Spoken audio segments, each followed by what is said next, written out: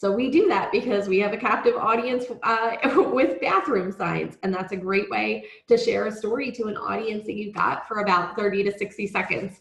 And so we've had success with that. So make sure that you're publishing that story everywhere.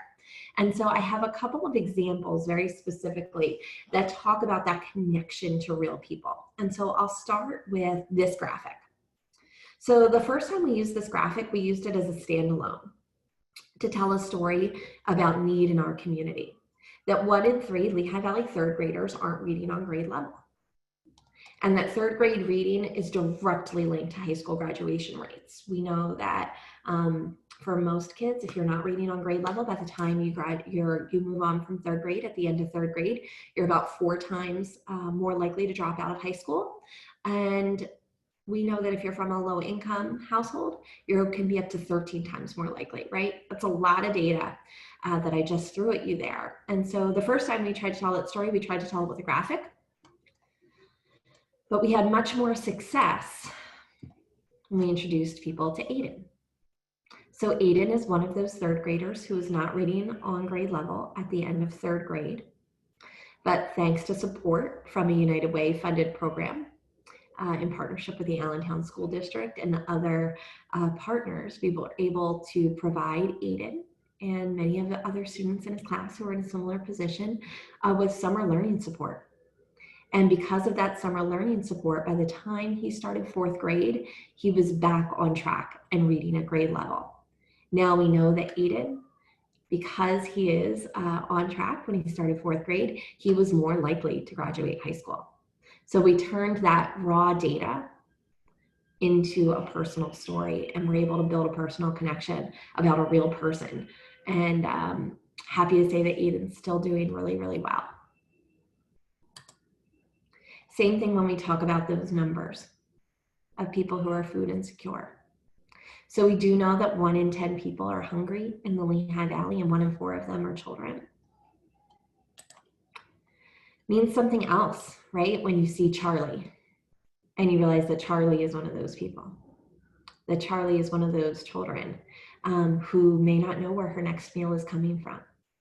But because of support from United Way donors and partners, we are able to ensure that even when school is out, Charlie can still get access to food during the summer months. In fact, we've increased food access among children in the summer months by about 30% over the last 2 years. And Charlie is one of those kids who are able to directly impact. Again, first time we told this story about the demand for emergency services rising, specifically around needs for housing, we did it with a graphic. So we showed that, demand had tripled over the course of 3 years. We made it a graph. Looks pretty engaging, tells some really important numbers. Doesn't tell you the stories about the people behind those numbers. That Annalise and her husband, Justin, and her son, Nathan, were one of the people that called 211 when they came here in 2017, in the fall of 2017, after Hurricane Maria struck Puerto Rico. And one of the first places they stopped was the Hispanic Center in Bethlehem when they came to the Lehigh Valley. And the first thing that they did together with their support team at Hispanic Center was call 211. They were able to get housing, they were able to get clothes for Nathan, they were able to help get job services so that Justin could get to work with Amazon. I believe he got a job. And Annalise, within a year, was enrolled at Moravian College and was working toward her degree. And that's because we had a service available to her when she needed it. So I think when you can make these stories about real people and real families, it's going to completely change what you're able to do and the connection that you're able to make. And finally, I hope that you remember to measure your message. So 3 things that cost absolutely nothing that allow you to measure the effectiveness of your message are focus groups. They don't have to be formal focus groups. You can use your key volunteers, your boards, your committees, even your staff as a quick focus group. Don't fear the feedback that they're using, that they're sharing with you. Use it. So if somebody has a suggestion on how to make it better, use it. That's how we learned that those graphics weren't enough, that we wanted to hear real people's stories. We did a focus group with a group of key volunteers. They said, that's great. Can you tell me some stories? Can you show me the people that you're helping? And we said, yeah, we can. And we were able to find them. A/B testing is when you test different messages. If you use an email service like Constant Contact or similar, you can actually monitor your click rates and your open rates, and you can try 2 different messages and see which one plays better. Again, costs absolutely nothing for you to try different messages and see which one resonates more. And then of course, watch your social media metrics. They tell you that they tell you what's resonating with your reach and your engagement, and it should be encouraging you to do more of that. So there's lots of ways that you can measure your message that cost absolutely nothing, but will allow you to continue to use data to drive your storytelling. So I hope that I hit my 3 key messages, which were 1, it all starts with key data. 2, that you want to make that data relatable because people connect with people. And 3, measure your message. So with that, I will stop my screen share and toss it over to Rachel. Thank you so much. Can you all hear me? Okay, great. I'm going to go ahead and share my screen. And while I'm setting up my screen, I would just also like to thank Sharon and the Community Foundation for having me as part of this panel discussion today. I'm really happy to talk about storytelling. Can everyone see my screen? Yeah? Okay, great. So as a librarian, I'm really excited to talk with you about storytelling and data because obviously storytelling is at the core of a lot of what we do in library service. And what I'd like to share with you today is a story of the library about a program that we did and how it was a really great opportunity for us to share impact. So a couple of years ago, I'm working at the front desk at the library, and our director decided to do a library Lego challenge. For the month of April, anytime a child checked out a book, they would get 3 Legos, and they would use their 3 Legos to help build a structure, a sculpture, a tower. And we were going to see, how tall this tower would grow over the course of the month. So if I'm looking for data that I can use from this project, I've got some pretty easy things that I'm going to be able to quickly measure. Obviously, we know how long it's going to be. It's going to be the duration of 1 month. I can look at the number of participants. I can look at the number of Legos, dimension of the sculpture. I can look at, particularly for libraries, circulation is the number of children's materials circulating more often in the month of April, and is there a correlation between that and this project? Can I look at that based on last April or another month when we didn't have a project like this going on? And of course, it's colorful, it's visual. There's going to be a lot of content we can use here for social media, which hopefully we're going to be able to measure and use for repeat engagement because this is a month-long project. We might even see repeat visits to the library. It's hands-on. So there's a lot of outputs from this simple project that we could use to collect data and use towards storytelling. Okay. All right, so here we are. This is day 2 of the Library Lego Challenge. And the first thing you can see is that this is not a tower. This is not a structure. This is not a sculpture. So here we're in a situation already where what we've anticipated as what we're looking for the output, where the arc of this project is going to be, has already changed. Our expectations have changed, and maybe this is going to change a little bit of the data that we're going to be able to use or what's going to be useful for us. And of course, the kids went right ahead and defied expectation. And, when faced with the challenge or an opportunity, showed us what they wanted to do and what they wanted from this project, and that was to create a world, not a tower. So sharing impact versus just sharing outputs of your data is a really great way, an opportunity to show when your organization has adapted to a change, either through necessity or a pleasant surprise, or something has expanded. And I think, as we're all very much aware of during this time of the global pandemic and the social political climate that we're in, that we've all had to adapt and expand in different ways. So we really want to capitalize on those changes and be honest about the changes that we've made that's going to help us share our stories. Also, sharing impact helps us recognize when our consumers or whoever we're trying to engage has shown us their need, because we know their needs and their desires are always evolving and changing. An example of where we acted on or changed or adapted what we were doing and how that impacted who we're serving. You know, we're thinking and talking so much now about inclusion and visibility and equity and advocacy for the people that we serve, and sharing impact in storytelling also helps us acknowledge those changes. Okay, so I'm thinking this is about week 2. So as you can see, our world has grown and changed. It's actually almost unrecognizable from where we've started. This is a whole different animal. And I'm so excited to tell you this story because as I was working at the front desk and this was happening, something really cool started to happen. There was a real energy that started to happen with this project. Kids were coming into the library, they were talking about it, families were talking about it, adults were coming to the front desk and asking us about it. Believe it or not, we got teens to participate in this program because you know they're way too sophisticated for Legos. But all of a sudden, we had teen participants who thought that this was really cool too. So there's an energy building around it. Now I will say, at this point in our data collection in this story, what we should have done and what we could have done is kind of what Laura was talking about as far as focus groups and asking people. We should have reached out to our kid participants and said, what do you think about this project? You know, how do you feel about it? Is this the kind of thing that you want us to see us continue doing in the library? How does it feel to come in and see this? What is, you know, what are your ideas? And we could have used a little bit of that when in conjunction with our data for storytelling and our social media and stuff like that. So I would say if I had a do-over, which hopefully I will someday on this project, that would be a key source of data and impact that I would have collected. One of the things that I want to really highlight in terms of storytelling is what a core human experience it is. There's a lot of really interesting information out there in the world of neuroscience and brain development for young children and storytelling.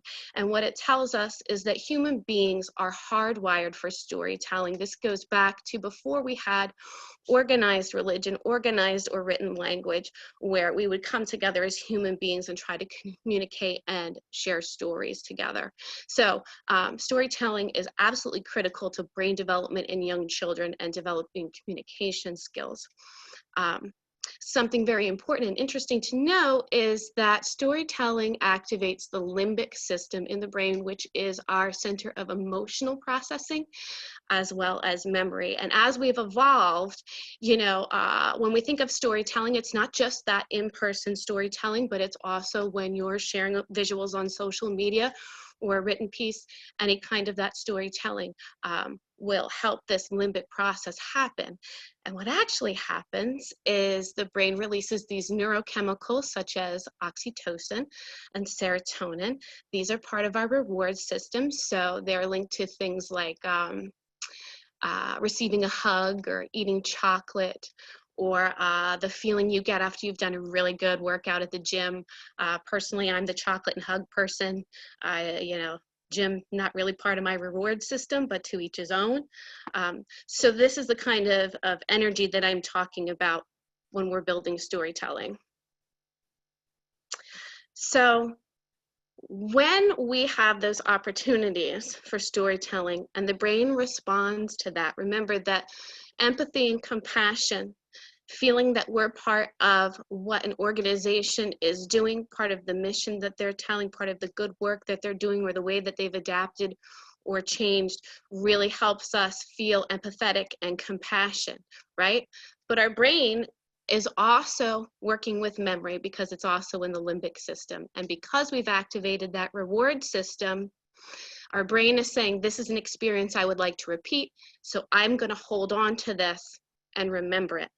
And when we use data combined with the context of impact and outcome, and we make those stories memorable, how much more likely are people to go out and share our story forward, or go to our website, or become a donor, or become a partner. And even, you know what, if they don't remember every single piece of data that you shared with them, if they remember that strong impact or that part where you really connected with them on the human level, if that's what they share forward, then that's a start. Laura touched on making sure to keep context with your data. And something I think that's important to remember is that by giving context to your data, you kind of dictate your own worth. I feel this is particularly important right now in terms of library service, because due to the limitations and the challenges that we're facing in library service due to this pandemic, a lot of the data sets and the statistics that we rely on are going to be very different, and they are not going to right now show the full measure of our hard work where we've adapted, and they're not going to show the full measure of our impact out of context. So we really want to make sure that we have context to that data, that we're sharing our value, because when those people go out, you know, when they've remembered your story and connected with you, and they're going to go out and spread the word and share your story, they're going to share it with the same level of value. Also, when you're connecting on a human-to-human level, whoever your audience is, you're giving them a role to play. They're part of the story, and they want to continue that role. They want to keep being part of that. And the reason why I want to tell you that is because now we're in week 3 of our Lego world. And as you can see, it's grown. It's kind of becoming like an MC Escher, you know, painting. We've got all kinds of different things going on. At this point, there's robot sharks, and there's battle vehicles, and there's all kinds of imagination happening, and innovation and creativity. And I don't have a real way to share that with data, but I can pull some of that out to give context to my data. The other really cool thing that happened here was people started coming in unsolicited and just giving us Legos. They said, here, I have a box of Legos. I want you to have these. Continue doing what you're doing. My son loves this project. Here, he doesn't use this box of Legos. Or my neighbor, you know, Mabel told me that you're doing this really cool thing with the kids. So, you know, if we can get people involved with sharing Legos in a simple project like this, you know, what else can we do? The other really cool thing that happened was people started to come into the library, spend time in the library, talking about experiencing, looking at this Lego world. And I started to notice as a frontline person that it might have been a lot of regular library users, but regular library users that did not interact with each other before, who found a connection over this Lego project. And for me, this experience, it was a real wonderful example of how the core of library service, and probably the core of a lot of work that we all do, that people can come as they are, stay as long as they want, take advantage in the library, you know, to take advantage of our services, our materials, learn, share, access about everything that we have in the library with no obligation to buy anything, you know, and that there are so few places in the community now where you can do that. So I really started to see that this was a great representation of what we do as far as library service, and that maybe there was ways that we could build further on this. Okay, so this is week 4. Our world is about, I would say now it's about 24 feet long. At this point, talking about data, we haven't counted. I have no idea how many Legos are here, right? Because I think had this been a tower of Legos and we knew exactly how many Legos were in the tower, I don't think it would have been as impactful as sharing the story of this world and the people that were involved in it. What was really cool about this was everybody treated this as a co-created project. It became a public art piece, and it was treated with care. You know, nobody came in and tried to knock a piece off or mess up somebody's creation. You know, it was really a community effort that was really cool. So the other point I want to make about sharing impact in terms of data in your storytelling is that it's really flexible. You can target those stories to the audience that you're trying to reach. You can talk about it in terms of a problem that your organization is trying to solve. You can use it to inspire people with possibilities, what the next steps might be and how they could be involved with it. You can use data and impact to tie it to your mission to really educate people or your audience on what your mission is. And just a reminder that the voice in that storytelling doesn't always have to be directly from your organization. Don't forget to reach out to your partners, your donors, your consumers to talk to them about impact. And also your frontline people, the people who answer your phone, the people who sit at your registration tables, or who are their first contact with whoever you serve, might have a lot of really great information on outcome and impact and stories that they'd like to share with you that will corroborate your data. And a different perspective is a fresh way to tell a story. Part of this story, what happened as far as keeping this story going, is that I was inspired by the possibilities of what this project could represent in terms of how we were reaching children, both on an artistic level and on a scientific level. And it inspired me to want to create a STEAM lab at the library for children ages 9 through 13. I felt like, you know what, if people are going to come out and bring their Legos and rally around this project, what else can we do? How else can we bring that in terms of science and technology and art? And fortunately, we applied for a grant through the Carbon County Community Foundation. We're very grateful for their support and started the STEAM lab. And before we had to, unfortunately shut down that as a face-to-face program before the pandemic, we had 150 visits to our STEAM lab. We had a lot of fun and a lot of really great feedback from parents. And that all started from this Lego project. So in terms of impact, there's, a real arc there that's based on, a few data points.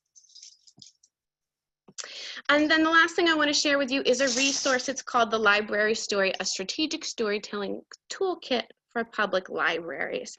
And I'm going to try to, after I'm done sharing my screen, put a link in the chat for you. So yes, this resource, it's a PDF, is very library specific, but I think it's really wonderful for anybody in the nonprofit world that really wants to focus in on storytelling and really have a tool for organization about how they're going to use their data to tell stories, who their audience is. It really goes through step-by-steps and gives you some hands-on tools. So I'll make that available to everybody. I think there's information for all of us to glean from that as a resource. So thank you so much. I hope you enjoyed this library story. Maybe it'll make you get your Legos out this weekend. Think about the possibilities of how data and impact and can really drive forward even a small project into something bigger in your organization and in your community. And I'm going to stop sharing my screen and turn it over to Matt.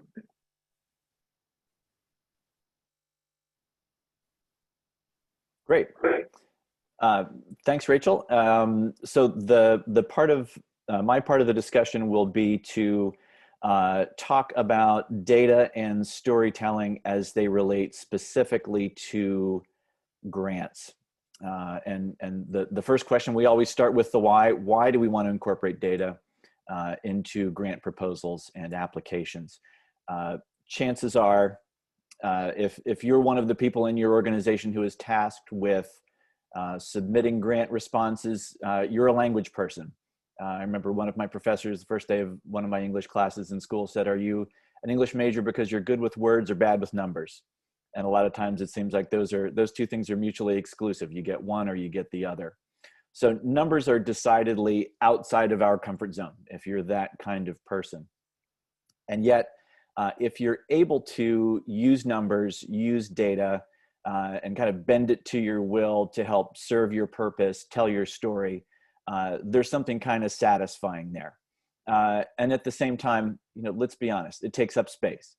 And I don't mean that in a bad way. If you're writing to a page limit, it can be very tempting to just drop a couple tables in there. They take up a half page or so each. You've moved things further along. But if you're not careful, you can end up with a page that looks something like this. It's got superscripts and footnotes and year over year comparisons, and you don't even really know where to start. So at best, you've interrupted the flow of your narrative. You might only have one opportunity to get the attention of the person who's reviewing your application and convince them that you are worthy of their funding. And if they lose their ability to kind of follow your narrative, you might not get them back. The other thing you do is that you're placing demands on the reader when you present them with something like that. You may work with that table regularly. You know how to draw the important conclusions from it. You know where the nuances are. Somebody who's reading it, and let's be honest, that day they may be reading 20 or 50 or 100 grant applications. They could be either unable or unwilling or just not have the time to draw those same kinds of conclusions and learn the important things from the data that you've presented. So as we saw with Rachel's story, data is much more than the numbers. That's certainly a part of it, but it goes far beyond that. So what is your data? Well, basically, it's a measurement of the way you fulfill your mission. So you're going to ask yourself things like, who do you serve and how do they benefit? And the way you answer those questions, that's going to inform the basic data that will be part of your story. And how they benefit, then how do you know? That's a bigger question, and we'll come back to that in just a minute. So when it's time to start telling your story, where do you begin? Where do you find the information that you're going to put into your grant application, your fundraising submission, your appeal letter? Where is all that text going to come from? Well, if you're like a lot of people, you're going to go to your old grants. This is language that's been vetted, it's been approved, it's maybe even been successful and gotten you some money. This is lazy writing. You want to avoid that as much as you can. And if you're not careful, you can miss some of the important connections that your story needs to make with the person that you're writing to. We all know that funders have their own specific goals, priorities. There are things that they want to see in their applications from you. If you're not writing to that explicitly, you can be missing that opportunity to connect with that funder and tell them why you're deserving of support from them. It also invites confusion. As tempting as it is to kind of, Frankenstein a grant application from a paragraph from this one that I know where we said something similar, and then there was that other one we did last year, I think that paragraph turned out pretty well. If you're not careful, you could find yourself with a cover letter where you're telling the Stabler Foundation that you really hope that the Fleming Foundation will look favorably on your grant request. And we've all done it. So then the bigger question again, how do you know how people benefit? So I'd like you to commit to recreation when it comes to putting your grant applications together, starting to tell your story. At least once a quarter, you need to speak to someone who either directly benefits from the work that you do or delivers that benefit. Because the answers to who benefits and who delivers the benefit, that's going to be the important data that explains why what you do is important. And then tell their story and tell your story, and where those stories intersect, that's where the important information lies. At the same time, you need to make that information compelling. Again, people who are reviewing grant applications, they're going to be reading dozens, if not hundreds of them. If your story isn't something that is able to create a personal connection, make it important, and make them understand and remember why your organization does work that is directly benefiting the community and the population you serve, they're going to overlook you when it's time to make a recommendation on funding. So give the facts, but then also remember to answer the so what. You work with these programs, these statistics all the time, but you need to make sure that you draw the connections between the two and make it clear that why the work you do is important, and you make sure that they understand that. You need to consider the audience. Ask yourself when you're writing, what do they know? What do they know about what you do? What do they know about the people that you serve? And maybe just as important, what don't they know? Remember that there are bound to be acronyms and program initialisms and organizational jargon. These are going to be things that that you work with every day. You're perfectly comfortable. You understand what they mean. The person reading your application might not. So you need to make sure that you define and are very clear and overt about everything that you're communicating. And then, and most importantly, this year, give the good with the bad. It's very easy to rush past the part of the story that's maybe delivering the bad news.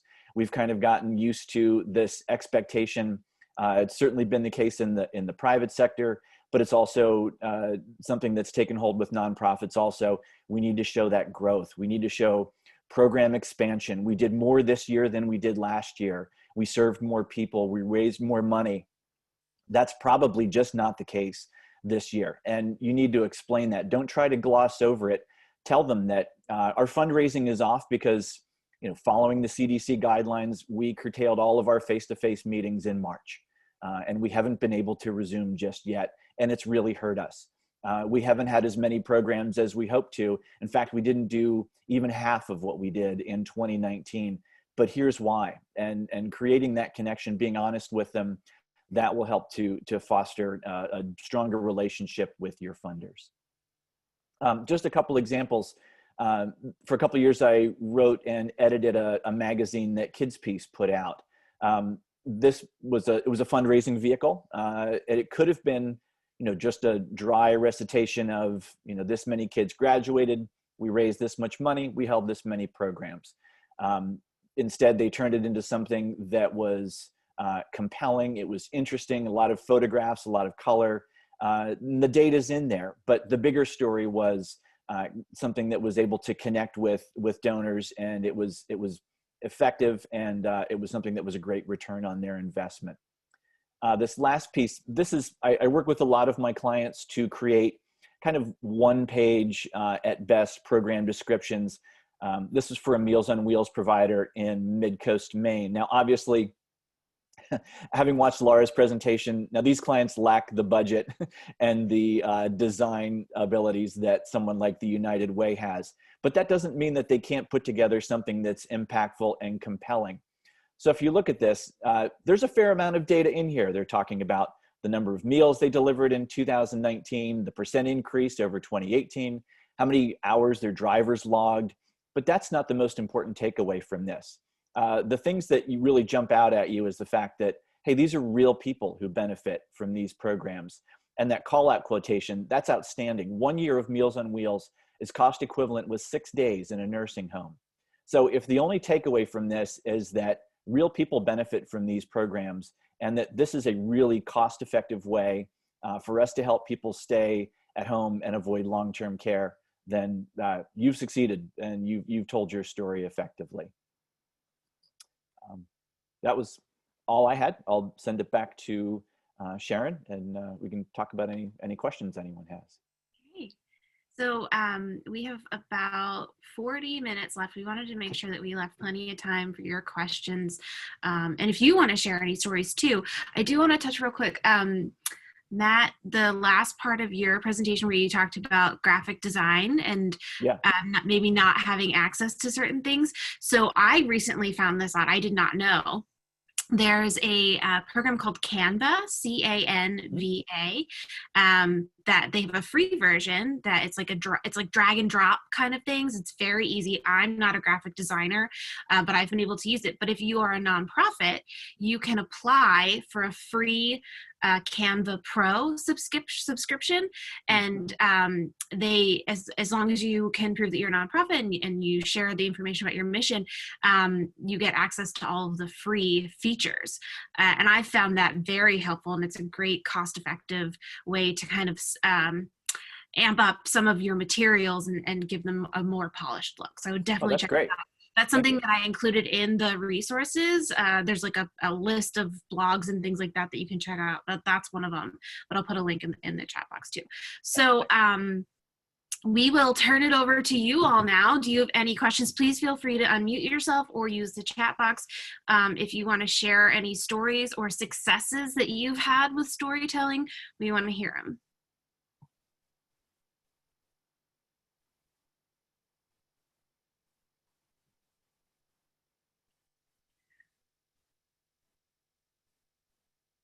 Maybe it's still a little early for people. I want to give a shout out to someone who I know is joining us today, but she's kind of incognito. My colleague, Melissa Hawk, who is the director of Lehigh Library, does a really wonderful job in her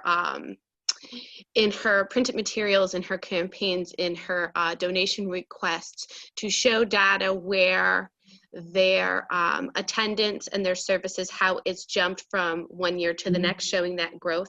But she's also really good about asking library patrons to share what they love about their library, or to share, she has a really great piece where she gives statistics, but that she also has a quote from a gentleman who came in for job seeker services and how the library helped him obtain a job. And I want to shout out to her because she's not shy about asking people. She's not shy about saying, oh, that's really wonderful. Would you mind sharing that with our board? Or, you know, that's really beneficial to what we're trying to do here. Can I, you know, share that or use that and let other people know about it? So sometimes I think it really takes, you really have to ask people, you know, don't be afraid to ask them to share their experience with you. I know, like in the library, we have so many wonderful informal conversations and things that we could use to really tell our story and make our data more impactful. And sometimes I think it just takes that conscious effort. You're so in the middle of getting through your day and getting through that service interaction and making sure that you've given whoever is in front of you the best of what your organization has to offer, that I know, at least for me, sometimes I think afterwards, dang, I should have asked them, like, hey, you know, would you come back like 15 minutes on such and such a day? And can we just talk about that a little bit more? Because you said a few things that would be really helpful for us as an organization. I don't know.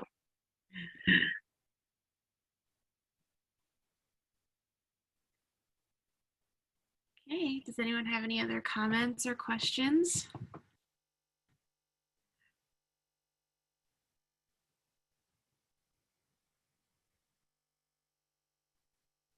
All right, well, if there's nothing, we will close a little bit early this morning. There's a comment here from Melissa that it helps keep them inspired to do the work that they do when they talk to patrons, so that's great. So thank you all for joining us this morning. I want to thank our panelists. You all shared great advice and tips and stories. And I think there's a lot of information here that we can all take back to our own organizations and start telling some really great stories with some reliable data. So I will see some of you tomorrow afternoon for the session about alternative fundraising, pivoting away from in-person events. If you're not signed up for that and you want to be, just let me know and we can add you to the registration, and have a wonderful rest of your day. Thank you.